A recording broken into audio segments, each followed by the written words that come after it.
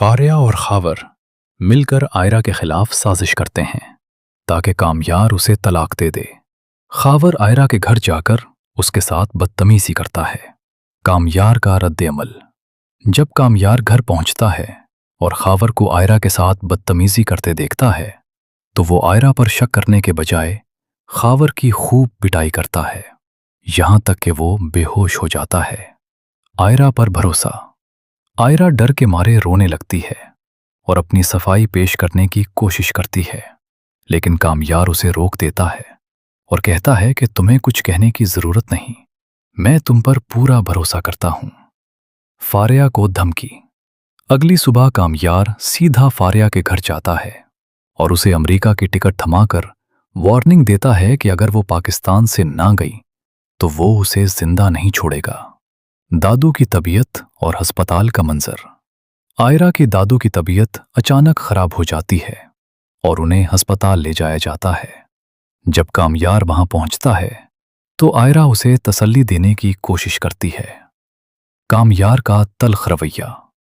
ہسپتال میں کامیار کا رویہ اچانک بدل جاتا ہے۔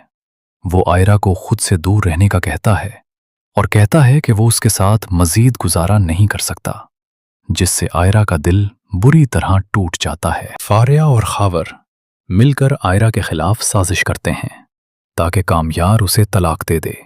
خاور آئرہ کے گھر جا کر اس کے ساتھ بدتمیزی کرتا ہے۔ کامیار کا رد عمل۔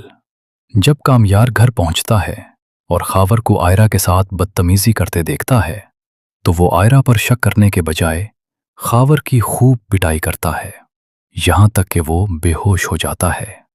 آئرہ پر بھروسہ۔